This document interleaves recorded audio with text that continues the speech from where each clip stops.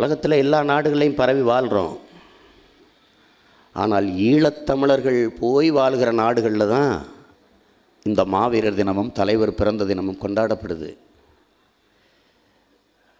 மலேசியாவிலேயோ சிங்கப்பூர்லேயோ மாலத்தீவிலேயோ மொரீசியஸ்லேயோ 130 நாடுகளில் பரவி வாழ்கிறான் தமிழன். ஆனால் எந்த இடத்துலையும் கொண்டாடப்படலை. அதுதான் என் தம்பி கல்யாண சுந்தரம் வருத்தத்தோடு பதிவு செய்கிறான். நேற்று கூட நான் சொன்னேன், பிரபாகரன் ரஜினி, பிரபாகரன் கமல், பிரபாகரன் அஜித், பிரபாகரன் விஜய், யார் பக்கம் தமிழை நிற்பான்னு நீ தான் யோசிச்சுக்கணும்.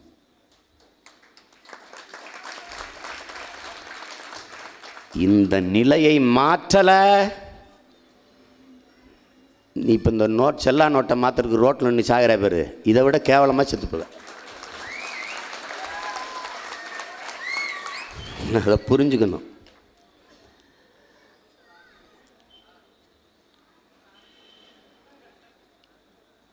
ஆழமாக சிந்திக்கிறேன், நிறைய யோசிக்கிறேன், பார்க்குறேன். நிறைய தமிழ் அறிஞர்கள், நிறைய தமிழர் என்று பேசுகிற தலைவர்கள் பட்டிமன்றம் பேசுகிறான், கருத்தரங்கு பேசுகிறான், கவியரங்கு பேசுகிறான். கேட்கும்போது எப்படா பேசுகிறாங்க தமிழை நமக்கு தோணுது. ஆனால் எப்படி தாண்டா அப்போ ஜெயலலிதா கருணாநிதிக்கிட்ட ஆட்சி போகுது தெரியல.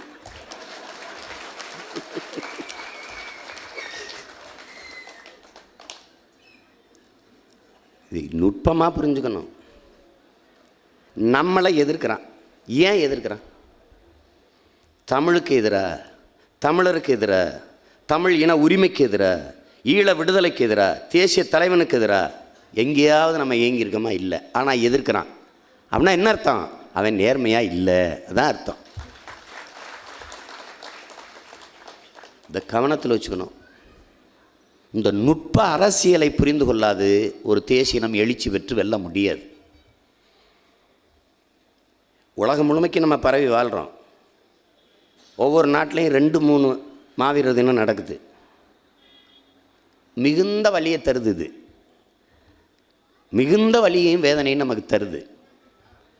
மாவீரர் நாளை நடத்துவதற்கு போட்டி போடுறோமே ஒழிய மாவீரர் கனவை நிறைவேற்ற நம்ம போட்டி போடுறோமா? இல்லை. இப்போ நல்லதொரு அண்ணன் பேசும்போது சொன்னாங்க, இப்படி ஒடுக்கி நம்மளை ஓரம் தள்ளி இப்படி மாவீரர் தினத்தை கொண்டாட வச்சிட்டான். ஒன்று நடத்தினா நகரத்தை நடத்துவோம், இல்லை நிறுத்திடுவோன்ட்டு. நடத்துவோம். என் தம்பி கூட தலைமைச் செயலகத்தில் நடத்துவாங்கிறான். அது ரொம்ப சின்ன இடம்.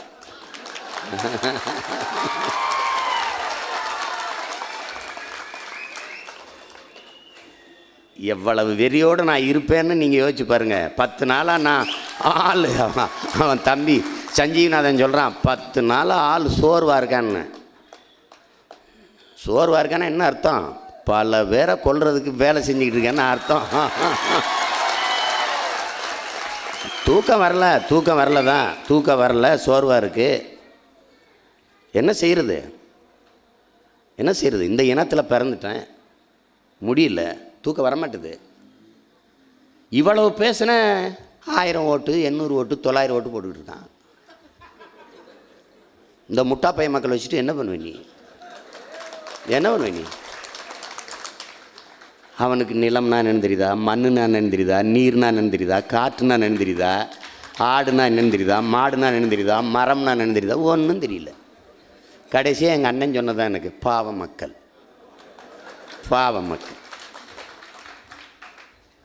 என்ன செய்ய போகிறீங்கன்னு வேகமாக போராடணும். கொஞ்சம் பேர் 10,000 ஓட்டு தானே, கொஞ்சம் பேர் தேறிட்டான்டா, கொஞ்சம் ஓய்வு எடுத்துகிட்டு போகலாம்டா அப்படின்னு இருக்கும்.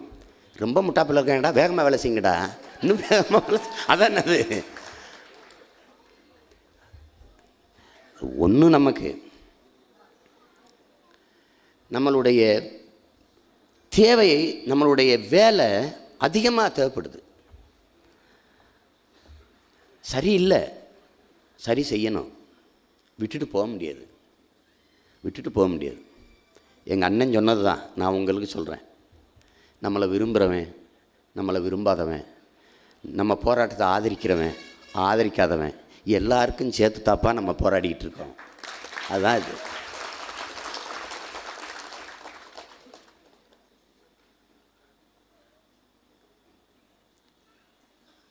இந்த நாள் நாம் எல்லோரும் உளமாற உறுதி ஏற்கணும். நாம் தமிழர் பிள்ளைகளுக்கு மிகுந்த பொறுப்பும் கடமை உணர்வும் இருக்குது.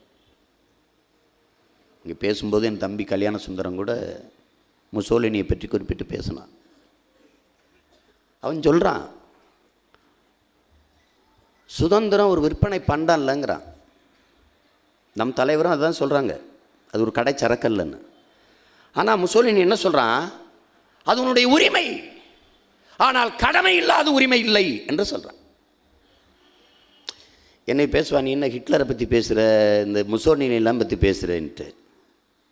இந்த பழச்சாறு குடிக்கிறீங்க, பழத்தை அப்படியே போட்டால் நசுக்கி குடிக்கிறீங்க, தோலை நீக்கிறீங்க, அப்புறம் பிரித்து போட்டு அப்புறம் தானே குடிக்கிறீங்க. எவன்கிட்ட நல்லது இருக்கோ எடுத்துக்க, யார் சொன்னாலும் ஏற்கக்கூடாது, ஆராய்ஞ்சு பாரு, சரியானதை எடுத்துக்க, தவறானதை தள்ளிவிடு, இதுதானே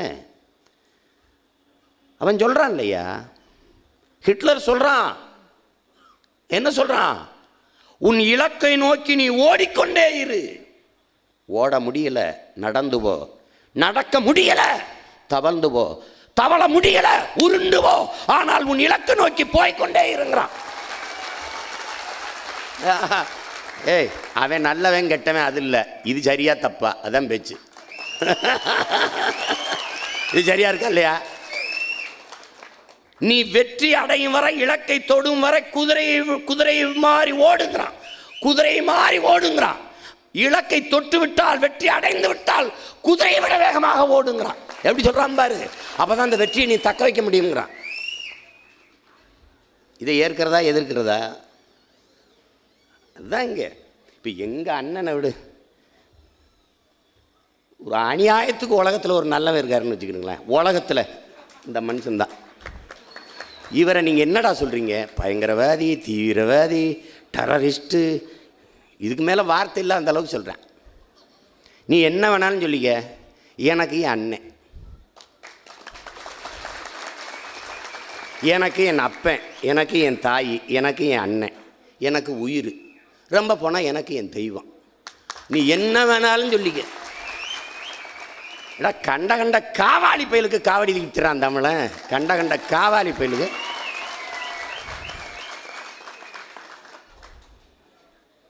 நாங்கள் கூட்டம் நடத்தினா குருதி கொடை கொடுத்த, குருதி ரத்தம் கொடுத்தா சட்டம் ஒழுங்கு கட்டு போயிருமா. ஜெயலலிதாவுக்கு காவடி தூக்கிட்டு வரும்போது, அந்த பூ என்னது முளைப்பாரி தூக்கிட்டு வரும்போது, பால் குடம் தூக்கிட்டு வரும்போது கடலவா கிடையாது.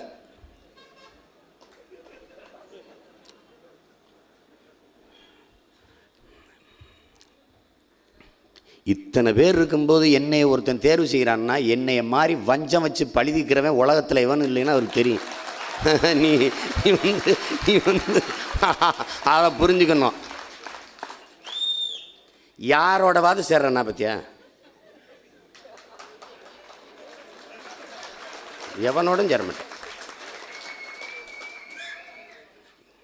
புலி 1000 மிருகங்களோடு நின்னாலும் தனிச்சு நிற்கும், அப்படி திமிரோடு அப்படி பார்க்கும். தனிச்சு நின்னாலும் 1000 மிருகங்களோடு நிற்கிற திமிரோட நிற்கும், அதான்டா புலி. நாய் வேட்டைக்கு போகும்போது 4 நாயை சேர்த்து கூட்டு போகலாம், நரி வேட்டைக்கு போகும்போது 4 நரியை சேர்த்து கூட்டி போகலாம். புலி வேட்டைக்கு போகும்போது 10 புலியை கூட்டிட்டு போகிறது புலிக்கு அழகு இல்லை. முடிஞ்சா அடிப்பேன். இந்த செய் அல்லது செத்து மடி இதெல்லாம் ஏன் கதை இல்லை, செய் இல்லைன்னா சாகடி, நம்ம கதை, நம்ம கதை, புரியுதா. போயிட்டு அங்கே போயிட்டு இதுவரை நடந்ததை கழிச்சு விட்டுரு. இனி என்ன நடக்கிறனோ, என்ன நடக்கணும், எப்படி கொண்டு போகிறது, அதை மட்டும் சிந்தி. மிகப்பெரிய பொறுப்பும் கடமையும் நம்ம கையில் ஒப்படைக்கப்பட்டிருக்குங்கிறத தெரிஞ்சுக்க. அந்த இடத்துக்கே போகாத. இங்கே பேசிய தம்பி மணிமாறன் சொன்னான், மாவீர துயிலும் இல்லைன்னு அண்ணன் அங்கே உணவு விடுதி கட்டிட்டான், கேளிக்கை விடுதி கட்டிட்டான்ட்டு. அதெல்லாம் நொடியில் மாற்றலாம், நீ ஒன்றும் கவலைப்படாத. முடியுமா முடியாதான்லாம் நீ சிந்திக்காத. கட்டாயம் நம்ம செய்கிறோம், கட்டாயம் செய்கிறோம். இந்த மண்ணையும் இந்த மக்களையும் உண்மையும் நேர்மையுமாக நேசித்து நின்ற தலைவன் பிரபாகரன், அது உண்மைனா அவன் பிள்ளைகள் நாம் உறுதியாக வெல்லுவோம். அதில் எந்த சந்தேகமும் நமக்கு வேண்டாம். தம்பி கல்யாண சுந்தரம் சொன்னது போல வாழ வேண்டிய வயதில் நாம் வாழணுங்கிறதுக்காக தன் இன்னுயிரை ஈந்த அந்த ஈக மறவர்கள் இந்த மொழியையும் இந்த இனத்தையும் தன் தாய் நிலத்தையும் நேசித்தது உண்மையானால் நாம் சத்தியமாக வெல்லுவோம். அதில் எந்த மாற்றும் இல்லை. அற்ப பதர்கள் அல்ல. எம்ஜிஆர் செத்ததுக்கு செத்துருக்கான் தமிழன். இந்த பார் நல்லா கவனிச்சுக்க. எம்ஜிஆர் செத்துட்டாரு, அதுக்கு செத்துருக்கான். ஜெயலலிதா செத்துருவார்னு செத்துருக்கான். இந்த பார் நல்லா இதை சிரிக்கக்கூடாது, ஆய்வு செய்யணும், நுட்பமாக யோசிக்கணும். செத்துருக்கான்னா வேற்றுக்கிறதுல இருந்தானா? நம்ம கூட பிறந்தவன் தான் செத்துருக்கான். ஒரு ஈனப்பைய செத்துருக்கான். நுட்பமாக பாரு, இந்திரா காந்தி செத்து போயிடுறாங்க. 19 பேர் தற்கொலை பண்ணி செத்துருக்கான். 19 பேரும் தமிழை. எப்படி இருக்கு பாரு. ஒரு பலகீனப்பட்ட இனத்தின் மக்களாக இருக்கோம் நம்ம. இந்தியாவில் இருக்கிற எந்த மொழிவழி தேசிய மக்களிலும் தற்கொலை அதிகமாக செய்து கொண்ட மக்கள் தமிழர்கள் தான். மலேசியாவில் ஒருத்தன் பெட்டி கடையில் தூக்குப்பட்டு தொங்கிட்டான், தேடி போய் பார்த்தா தமிழன். ஹைதராபாத்தில் ஒருத்தன் செத்துட்டான், தேடி போய் பார்த்தா தமிழன். ஆந்திராவில் நின்று வென்று போறாங்க இந்திரா காந்தி, அந்த மண்ணில் ஒருத்தன் ஜாகலை. உத்தரப்பிரதேசம் பிறந்த மாநிலம், அங்கே ஒருத்தனும் ஜாகலை. அவன் குடும்பத்தில் சொந்தத்தில் எவனும் ஜாகலை. காங்கிரஸ் கட்சியில் எவனுமே ஜாகலை. இந்திரா காந்தி மரணத்திற்கு 19 பேர் செத்துருக்கான். 19 பேரும் தமிழ.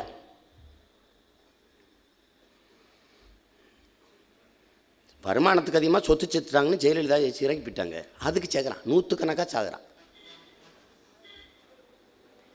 அர்த்தமற்று செத்து போன பதர்களுக்கு இடையே அடிமை தேசியனத்தின் உரிமைக்காக உயிரை விட்டவர்கள் நமது மாவீரர்கள் என்பதை நீ மறந்துடக்கூடாது.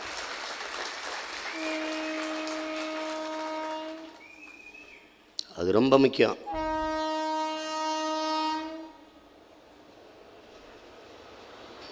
நீ கவலைப்படாத, நம்மளை ஒரு ஓரம் தள்ளிட்டான், இப்படி ஒடுக்கிட்டான், நம்மளை ஒன்று கூட விட மாட்டேங்கிறான்னு வெறியேத்திக்க.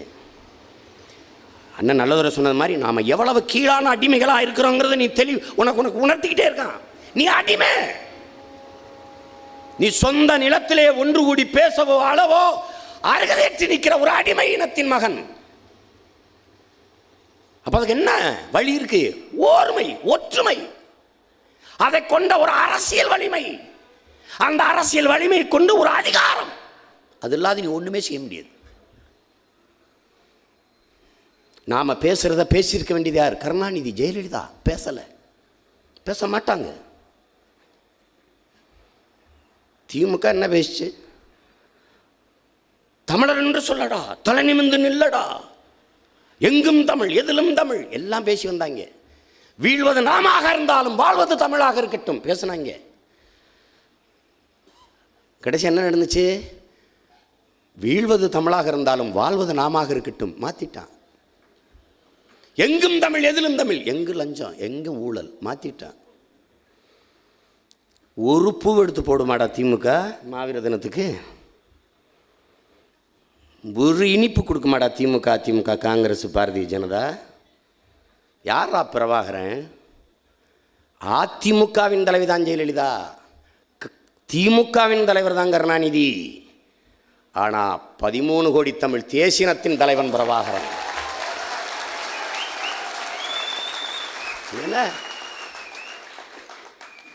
மீன் பிடிக்க போறான் தமிழன், சிங்கள ராணுவ படை அங்கே உள்ள இருந்து சிங்களனும் சீனனும் நிற்கிறான். சீனா அடிக்கிறான் தமிழனை. எப்படி சொல்கிறான்? பிளடி இண்டியன்ஸ், ஃபூல் தமிழியன்ஸ் அப்படின்னு அடிக்கிறான். அந்த சிங்களம் பக்கத்தில் இருக்கின்ற சொல்கிறேன் அந்த சீனன்ட்ட, no no no, they are all Prabhakaran relations. அதைத்தான் என் தம்பி கல்யாண சுந்தரம் சொன்னான். நீ என்ன வேணாலும் சொல்லு, தமிழன்னா அவனுக்கு பிரபாகரன் தான் ஞாபகத்துக்கு வரும். நீ எங்க வேணாலும் போ, தமிழர்னாவே ஈழத்தமிழன் தான் அவனுக்கு ஞாபகம் வரும். அப்ப 8 கோடி மக்கள் தமிழகத்தில், 1.25 கோடி மக்கள் கர்நாடகத்தில், இந்தியாவில் எல்லா மொழிவழி தேசிய மாநிலங்கள்லையும் தமிழர்கள் வாழ்கிறான். இங்கேயே 10 கோடி பேர் வாழ்கிறான். வாழ்ந்த இடம் தடம் தெரியாமல் வாழ்ந்து கொண்டிருக்கான். இதுதான் உண்மை. அதானே தலை சிறந்த புரட்சியாளர்கள் ஒருத்தன் ஃபிடல் காஸ்ட்ரோ இறந்துட்டான். அவன் சாகிறதுக்கு ஒரு நாள் பார்த்துருக்கான் பாரு. நம்மளை போல ஒரு புகழ்பெற்ற புரட்சியாளன் அவன் பிறந்த நாளில் நம்ம இறக்கணும்டாங்க. அவன் தான் சொல்றான், தடம் பார்த்து நடப்பவன் மனிதன், தடம் பதித்து நடப்பவனே மாமனிதன்கிறான். அவன் தான் சொல்றான்.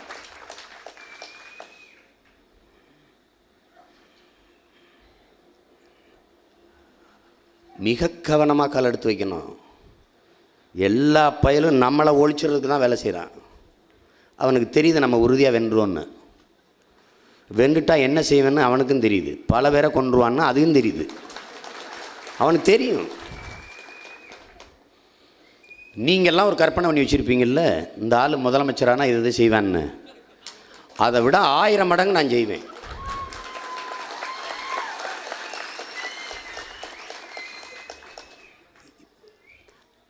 என் மன ஓட்டத்துக்கு நீங்கள் ஈடு கொடுக்கவே முடியாது, வரவே முடியாது. நீ குளிச்சுக்கிட்டு இருக்கும்போது கூட்டத்தில் நிற்கும் என் மனசு. இங்கே பேசிட்டு இருக்கும்போது வேற ஒரு வேலைக்கு போகும் மனசு. வேகமாக ஓடுவேன். தொலைச்சிட்டு தான் போவேன். இங்கே எல்லாரும் எல்லாம் சொல்கிறான், அண்ணே அங்கே தமிழ் இல்லைண்ணே, இங்கே அழிஞ்சிருச்சுண்ணே. இருடா, ஒரே பதில் தான். அனைத்து துன்ப பூட்டுகளுக்குமான சாவி ஆட்சி அதிகாரம் மட்டுமே. அவ்வளோதான். அண்ணல் அம்பேத்கர், அவரோட ஒரு மேதை உண்டா? அவர் அனுபவிக்காத கொடுமைகளா, துயரமா? அந்த மனுஷன் எல்லாத்தையும் பார்த்தான். கடைசியாக ஒரே ஒரு வார்த்தை சொல்லிட்டான், அனைத்து துன்ப பூட்டுகளுக்குமான சாவி ஆட்சி அதிகாரம் மட்டுமேட்டான். அதிகாரம் மிக வலிமையானது. ஒரே வார்த்தை முடிஞ்சு. நாம் என்ன முடிவு பண்றோம்? அதை அடைந்து விட்டால் அனைத்தும் எளிமையானது. அவ்வளவுதான் நம்ம தத்துவம். பிப்ரவரி மாதம் முழுக்க நான் அந்த நாட்டில் இருக்கிறேன். 2008 எனக்கு பாதுகாப்புக்கு நிறுத்தி விட்டுருக்காரு தம்பி புகழ்மாறனை. புகழ்மாறன் தான் அனுராதபுரம் தாக்குதலுக்கு போகணும். அவன் தான் தளபதி. நான் பல முறை திருப்பி கடிதம் எழுதி புகழ்மாறனுக்கு கீழே தான் இளங்கோ இருக்கான், அதுக்கு கீழே தளபதியா. அவன் மறுபடியும் கடிதம் எழுதி நச்சரித்து 10 ஆண்டுகளாக தொடர்ச்சியாக தலைவருக்கு கடிதம் எழுதி அந்த வேலையை அவன் வாங்கிக்கிறான். சாகிறதுக்கு 10 ஆண்டுகளாக ஒருத்தன் கடிதம் எழுதுன உலகத்தில் ஒரு போராட்டக்காரனை எவனையாவது சொல்லியா பார்ப்போம்? எவனையாவது சொல்லு பார்ப்போம். சாகிறான் இளங்கோ. சாகும்போது அவன் கடைசியாக வாக்கியில் பேசுகிறான், தலைவர் பத்திரம்ன்ட்டு. நீ நினச்சி கூட பார்க்க முடியாது. இப்படி ஒரு புரட்சிகரமான போராட்டத்தை முன்னெடுத்தவன் உலக விடுதலை வரலாற்றில் எவனுமே கிடையாது. அப்போ அந்த புகழ்மாறன் தவான்னு 2 பேர் என்னை தூங்க வச்சுட்டு போகிறாங்க. 5 நிமிஷம்தான் இருக்கும். ஓடி வரான் என் தம்பி சேரலாதன். ஒன்றுமே பேசலை. என்னை கட்டி பிடிச்சி ஓன அழுதுகிட்டே இருக்கான் விழுந்து. நான் என்னடான்னு கேட்குறேன். எல்லாருமே எழுதிட்டு இருக்காங்க, எதுவுமே பேசலை. புகழ்மாறனும் அண்ணன் தவானை செல் அடித்து செத்துட்டாங்க. 5 நிமிடம் கூட இல்லை. அந்த அடக்கத்துக்கு என்னையை போகக்கூடாதுங்கிறது சிறப்பு உத்தரவு. அங்கே தம்பியை கூட்டிகிட்டு போயிடாதீங்கன்னு தலைவர் உத்தரவு. ஆனால் நான் அடமாக நின்று சேரலாதன்ட்டு என்னானாலும் சரி நான் வந்துடுவேன் அந்த நிகழ்வுக்குன்ட்டு. அவர் எதுக்கு சொல்கிறாங்கன்னா, யாராவது வருவாங்க, சிங்கள ஒற்றர் கூட இருக்கலாம், யாராவது இருக்கலாம், படம் எடுக்கலாம், பிள்ளைய வெளியில் போட்டு அவன் போகிறதுக்கு தடையாயிடக்கூடாது அப்படின்னு தான் என்னை போகக்கூடாதுன்னு சொல்கிறாரு. கூட்டத்தில் யார் என்னன்னு தெரியாது அப்படின்னு. அதனால் நான் போனேன். புகழ்மாறன் தவான்னு 2 பேர் இதுலேயும் போனேன். உடல் கிடத்திருக்கு, ஒரு பெட்டிக்குள்ளே வச்சுருக்கு.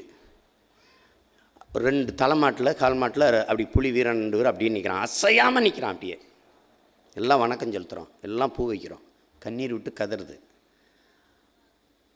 அப்போ இதே பாட்டு தான். தாயக கனவுடன் சாவினை தழுவிய சந்தன பேழைகளே, இந்த பாட்டு ஓடுது. நாடே அழுகுது. அது முடிஞ்சு இந்த வித்து உடலை புதைக்கும்போது நம்ம அப்பா ஒரு ஆண் தாயாக இருந்து ஒவ்வொரு புலி மரவணையும் தாலாட்டி இறுதி பாடல் தாய் வந்து பால் ஊட்டி தாலாட்டு பாடியிருப்பா. ஆனால் அவன் இறுதி பயணத்திற்கு விதையாய் விழும்போது தாலாட்டு பாடிய ஆண் தாய் நம் பெருமைக்குரிய அப்பா தேனிசை செல்லப்பா அவர்கள்.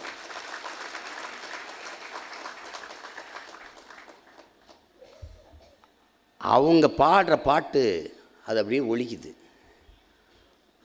அப்படியே எல்லாரும் கை மண் எடுத்து போடுறோம். அப்போ பார்க்குறேன், இந்த புகழ்மாறன் இதில் ஒரு பெண் வந்து அழுதுகிட்டே இருக்குது. அந்த பெண் புகழ்மாறன்னு நேச்சிருக்குது. இயக்கத்தில் இருந்தாலும் புகழ்மாறன்னு நேச்சிருக்கான், உறவுக்கார பெண். அது வரைக்கும் யாருக்கும் தெரியாது. அவன் இறந்துட்டான். 3வது நாள் நான் வந்து கரும்புலி ஆவேன்னு எழுதி இயக்கத்தில் என்னை கரும்புலி படையில் என்னை இணைச்சிக்கிறோங்கன்னு தலைவர் கடிதல். புலி எப்படி பிறக்கிறான்னு பாரு. ஒருத்தன் இறக்குறான், ஒருத்தன் 100 பேர் பிறக்கிறான். அதைத்தான் நம்ம ஐயா சோலை சொல்கிறாங்க. சிங்களர்கள் நடத்திய தாக்குதலில் 50 பேர் பலியானார்கள், 500 பேர் புலியானார்கள் என்று எழுதுகிறது. இதான் உண்மை. அப்போ நான் பார்க்குறேன், அந்த உடல் கடத்தி வச்சப்பட்டிருக்க இடத்துல எல்லா தாய்மார்கள் வந்து அந்த தாயை கட்டி பிடிச்சி அழுகிறாங்க. எல்லோரும் தேநீர் கொடுக்குறாங்க. அடுத்த நாள் அந்த வீட்டில் ஒரு மாவீரர் நேற்று தன் மகனை இந்த விடுதலைக்காக கொடுத்த தாய் இன்று அழுகிற அந்த தாய் போய் தலையை வருடி கண்ணீரை துடைச்சி ஆறுதல் சொல்லி கொண்டிருக்கிறார். இப்படிப்பட்ட தாய்மார்கள் நம்மை பெற்றவர்கள் என்பதை நீ மறந்துடக்கூடாது. அங்கே பூ பூத்தது நம் பெண்கள் தலையில் வைக்கல, பூஜைக்கல்ல, நமது மாவீரர்களின் கல்லறையில் விழ. நமது அக்கா தங்கைகளுக்கு நகம் இல்லை, பூக்களை கிள்ளி கிள்ளி ஒவ்வொரு நாளும். அதை நீ புரிஞ்சுக்கணும். மாவீரன்னா சும்மா ஏதோ போராடி ஏதோ பொழுதுபோக்கு சண்டை போட்டு சத்தம் இல்லை. ஒரு படம் வெளியாகலை அப்படிங்கிறதுக்காக தீக்குளி சத்தம் இல்லை. தன் இனத்தின் விடுதலைக்காக பன்னெடுங்காலமாக அடிமைப்பட்டு கிடக்கிற தமிழ் சமூகத்தின் உரிமைக்காக உயிரை விட்டவன். அதை நீ புரிஞ்சுக்கிட்டு கவனமாக நடக்கணும். ஒன்றை உங்களுக்கு சொல்லுவேன், கேளிக்கைகளில் பொழுதுபோக்குகளில் நாட்டம் கொண்ட ஒரு இனத்தின் மக்களை ஒருபோதும் புரட்சிக்கு தயார் செய்ய முடியாது.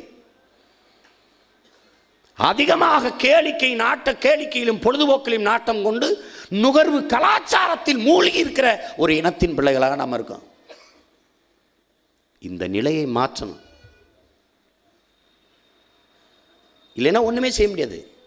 நீ இந்த உலகம் எப்படி இருக்கணும்னு நினைக்கிறியோ அந்த மாற்றத்தை முதல்ல உனக்குள்ள இருந்து கொண்டு வரணும். உனக்குள் எந்த மாற்றத்தையும் ஏற்படுத்த முடியாத நீ சமூக மாற்றத்தை, உலக மாற்றத்தை ஏற்படுத்த முடியாது.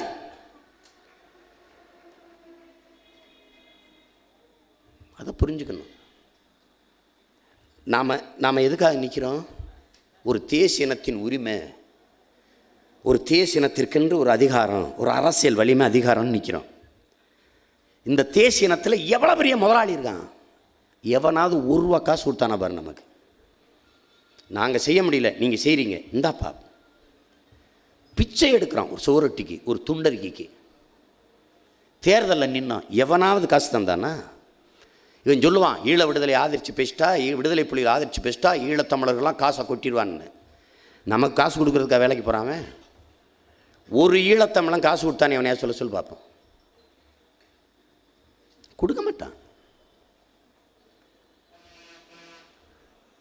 அதை எதிர்பார்த்து நம்ம அந்த வேலையை செய்யலை.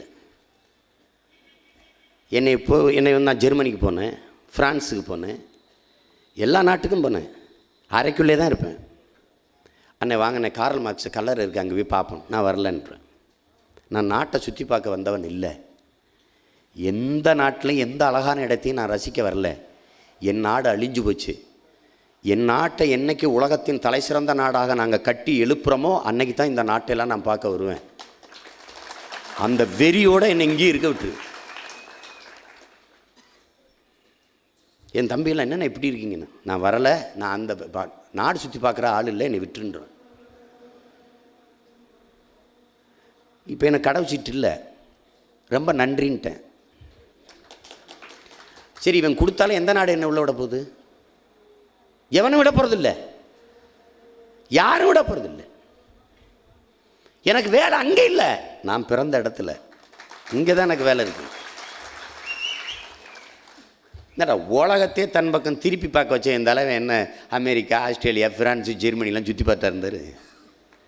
ஒரு காட்டுக்குள்ளே பிறந்த நாட்டுக்குள்ளே நின்று உலகத்தை திருப்பி விட்டவன் தன் பக்கம். என்னிடத்துல எங்கள் அண்ணன்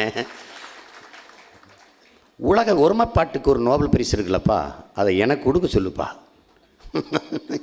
என்ன கேளுங்க, உலக ஒருமைப்பாடு. அமெரிக்கா ரஷ்யா எதிரெதிரு, பாகிஸ்தான் இந்தியா எதிரெதிரு, உலகத்தின் ஒவ்வொரு நாடும் பகை நாடு. ஆனால் என் தலைவன் பிரபாகரனை எதிர்ப்பதில் உலக நாடுகள் எல்லாம் ஒன்னா நின்னுச்சு. அப்ப இந்த உலக நாடுகளை எல்லாம் ஓர்மைப்படுத்தியவன் நம் தலைவன் பிரபாகரன். இந்த நுட்ப அரசியலை நீ கவனிச்சுக்கணும்.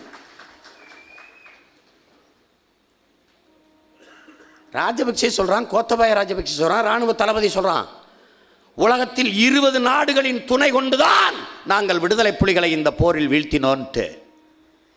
20 நாடுகளின் துணை கொண்டு அதன் படை கொண்டுதான் விடுதலை புலிகளை வீழ்த்த முடியும் என்கிற வலிமையில் நம் தலைவன் படையை கட்டி வச்சிருந்தான்னு நீ பெருமை பண்ண.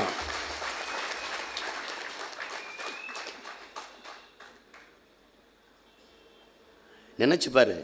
அவன் தான் சொல்றான், ஆள் பலத்தில் இல்லைடா வெற்றி, ஆன்ம பலத்தில் இருக்குடாங்கிறான். நான் இங்கிருந்து நான் கராத்தே, சிலம்பு, ஜிம் பார்ட்டி, நான் பயங்கரமாக பெரிய ஆள்னு நான் போகிறேன். அங்கே போய் ஒவ்வொரு இப்போ பயிற்சியகம் படையாக போய் இப்போ பார்த்துட்டு போகிறேன். அப்போ ஒரு நாள் அண்ணன் சூசைன்னு அவர் முல்லைத்தீவில் இருக்கிறாரு, அங்கே என்னை கொண்டு போகிறாங்க. கொண்டு போன போய் என்னை கடலுக்குள்ளே இறக்கி விடுறாங்க. கடலுக்கு இறக்கி விட்டு இப்போ கப்பலில் ஏற்றிடுறாங்க. ஏற்றிட்டு ஒரு தொலைதூரத்தில் ஒரு கப்பல் நம்ம பிடிச்சி வச்சுருக்கோம், அது ஆஸ்திரேலியாருந்து வந்த கப்பல், அது நிற்கிது. அதை அடின்னு எங்கள் அண்ணன் சொல்கிறாரு. நம்ம பயங்கரமான ஆள் நினச்சி கடல் அலையில் அந்த நிற்கிறதுக்கே தள்ளாட்டமாக இருக்குது. அதுக்கப்புறம் எங்கிட்ட விசையை அழுத்தி குண்டை சரியாக செலுத்தி அடிக்கிறது. அப்போ தான் நினச்சேன், டே இது பெரிய வேலை, நம்மளால சாத்தியப்படாதுன்னு. திரும்பி வந்தோம். தரையில் தென்னை மரத்துக்கிட்ட இந்த தென்னை மரத்துக்கும் இந்த தென்னை மரத்துக்கும் கயிறு கட்டி சர்ன்னு அந்த ஒரு பெட்டி மாதிரி கட்டி அது ஓடி வருது. அது வர வேகத்துக்கு அதை சுடணும். தங்கச்சியெல்லாம் பயிற்சி எடுத்துக்கிட்டு இருக்குது, பெண் போராளிகள். அண்ணனுக்கு கொடுமா, அதை சொல்லிவிடும், அடிக்கட்டும் அப்படின்னோடனே, அண்ணா வாங்க, நான் இழுத்து எப்படிப்பா அப்படின்னா, அண்ணா இப்படி இழுத்து இப்படி அடிங்க. நான் சொல்லும்போது எளிதாக இருக்கு, இழுத்த வரவே இல்லை. பெருத்தவமானம் ஆயிடுச்சு. வாழ்க்கையில் இவ்வளவு கேவலப்பட்டமாடா, என்னடா நம்ம நினச்சிக்கிட்டு இருக்கோம் வீரம்ங்கிறது அது இல்லை. அப்போத்தான் நினச்சேன், உடலில் இல்லைடா, ஆள் பலத்தில் இல்லைடா வலிமை, ஆன்ம பலம்டா, உள்ள உறுதியில் தான்டா நம்ம வெல்ல முடியும். அப்போ அந்த தங்கச்சி, அண்ணே உடம்பில் பலம் இருந்து பத்தாதுனே, உள்ளத்தில் வெறி இருக்கணும், அப்போ தானே இதை அடிக்க முடியும். அந்த வெறி ஒவ்வொரு தமிழ் பிள்ளைக்கும் இருக்கணும். என்ன தெரிஞ்சுக்கணும், நாம் அழிஞ்சிட்டோம், நம்ம மொழி அழிஞ்சு போச்சு, நம்ம இனம் ஏறக்குறைய செத்துருச்சு. நாம் தமிழரும் புதிதாக இனி பிறக்க வேண்டிய கால தேவை உருவாயிருக்கு. இதை புரிந்து கொண்டு ஒவ்வொரு பிள்ளையும் வேலை செய்யணும். இலங்கை நட்பு நாடா, என்னையை விடு, நான் இலங்கையை விட உனக்கு நல்ல நண்பனாக இருப்பேன், என்னை விட்டுன்னு அவன் விட்டுட்டான், நமக்கு தான் தெரியல, விட்டுட்டான். காவிரி நதிநீர் உரிமைக்காக இந்த நாட்டின் முதன்மை அமைச்சர் ஐயா நரேந்திர மோடி ஒரு வார்த்தை பேசியது உண்டா? இல்லை. காவிரி மேலாண்மை வாரியம் அமைக்க சொல்லி உச்சநீதிமன்றம் ஒரு வார்த்தை ஐயா நரேந்திர மோடி பேசியது உண்டா? இல்லை. அம்மையார் சோனியா காந்தி, ராகுல் காந்தி இல்லை. அவன் முடிவு நம்மளை ஒரு தொங்கு சதையான்னு நினைக்கிறான், குறைக்க வேண்டிய கொழுப்பான்னு நினைக்கிறான். நாம் தான் வழி இல்லாமல் அவனை ஓட்டிக்கிட்டு இந்தியான்னு பேசிட்டு இருக்கிறோம். அவன் 4 நூற்றாண்டு காலம் ஆயிடுச்சு நம்மளை விட்டு. எதுக்கு அழுதுருக்கான்? பாகிஸ்தான்ல இருந்து ஒரு தீவிரவாதி உள்ளே வந்து சுட்டால் அது எல்லை தாண்டிய பயங்கரவாதங்கிறான். உடனே ராணுவ நடவடிக்கை போர். ஆனா என் மீனவனை, இந்த நாட்டின் குடிமகனை, ஒரு தமிழனை கோடியக்கரையில் என் எல்லைக்குள் திறத்தி வந்து சிங்கள ராணுவம் சுடுது. இது எல்லை தாண்டிய பயங்கரவாதமா இல்லையா? இல்லை. ஏன்? சாகிறவன் தமிழன், அதனால பிரச்சனை இல்லை அவனுக்கு. எத்தனை நாளைக்கு நீ நாதியற்று நிற்ப? எத்தனை நாளைக்கு? இங்கே கூடியிருக்கிற என் அன்பு சொந்தங்கள்கிட்ட நான் கேட்குறேன், என் அருமை தம்பி தங்கைகள்கிட்ட, என் பிள்ளைகள்கிட்ட கேட்குறேன், உலகத்தில் எந்த இனமாவது இல்லை இந்தியாவில் இருக்கிற எந்த மொழிவழி தேசிய இனத்திலேயாவது இப்படிப்பட்ட போராட்டத்தை முன்னெடுத்திருந்தா அந்த இனம் எவ்வளவு எழுச்சியும் புரட்சியுமா நின்று போராடி இருக்கும்னு நீ கற்பனை செஞ்சு பாரு. நின்று பாரு. அதுதான் இங்கே பேசினவங்க குறிப்பிட்ட முஜிபுர் ரஹ்மான். தம்பி கார்த்திக் பேசினான் பாருங்க. முஜிபுர் ரஹ்மான் வந்து ஐயா முகமது அலி ஜின்னா வந்து பாகிஸ்தானை கேட்குறாங்க, இஸ்லாமியர்கள் இந்திய நிலத்துக்குள் வாழ முடியாது, நாங்கள் பெரும்பான்மை இந்துக்கள் வாழ்கிற நிலமா இருக்குது, நாங்கள் வெளியில் போகிறோன்ட்டு. அது காரணம் என்ன? மதம், மத பற்று. அங்க போயாச்சு, தனி நாடாயாச்சு. ஆனால் அங்க போன பிறகு உருது ஆட்சி மொழி என்று வருகிற போது டாக்கா பல்கலைக்கழகத்தில் படித்துக் கொண்டிருந்த மாணவன் முஜிபுர் ரஹ்மான் எந்திரிச்சு கேட்கிறான், ஏன் தாய்மொழி என்ன ஆனதுன்னு கேட்கிறான். அப்ப பிரச்சனை ஆயிருக்கு. நாம் ஒரு மார்க்கத்தை ஏற்றிருக்கிறோம், நாம் ஓர் இறையை ஏற்றிருக்கிறோம். ஆனால் நீ உருதுக்காரன், நான் வங்காளி, நீனு நானும் ஒன்றும் இல்லைன்ட்டான். இங்க அப்படி இருக்கா? இங்க அப்படியா இருக்கு? எல்லாம் கிறிஸ்தவன்லாம் ராபர்ட் கிளை வாரிசு மாதிரி பேசிட்டு இருக்கிறான். இங்க இஸ்லாமியரெல்லாம் எல்லாம் பாபரின் பேரன் போல பேசிட்டு இருக்கிறான். ஏ நீ இஸ்லாம், நான் இஸ்லாம், ஆனால் அவன் அரேபியன், நீ தமிழன். அதான் இங்க அந்த உணர்வு இருக்கா? அந்த உணர்வு இருக்கா? எல்லா விடுதலையும் அடைந்த நம் தலைவன் வெறும் அரசியல் விடுதலை மட்டும் அடையல. இதுல எந்த விடுதலையும் அடையாத நம் நாடு இந்தியா வெறும் அரசியல் விடுதலை மட்டும் அடைஞ்சிருக்கு. இதுக்கு ரெண்டுக்கு இருக்கிற முரணை நீ புரிஞ்சுக்கணும். பல லட்சக்கணக்கான கோடிகள் அந்நிய நாடுகளில் கடன், சாதிய மத வேறுபாடு, புறையோடிய புற்று, பெண்ணிய அடிமைத்தனம், பழங்கொடுமை, ஏழை பணக்காரன், மிகப்பெரிய ஏற்றதால் பொருளாதார விடுதலை அறவே கிடையாது. வெறும் அரசியல் விடுதலை. வெள்ளக்கார இருந்த நாற்காலியிலிருந்து அவன் போயிட்டான், நம்மால் உட்கார்ந்துருக்கான், அவ்வளோதான். வெறும் அரசியல் விடுதலை தான். அதை அடைய முடியாதா நம்மளால? ஆயுதம் மிச்சம் வைத்ததை அரசியலால் அவன் பிள்ளைகள் வென்று முடிப்போம் என்கிற உறுதியை ஏற்கிற ஒரு புனித நாளாக இந்த மாவீர தினத்தை நாம் பார்க்கணும்.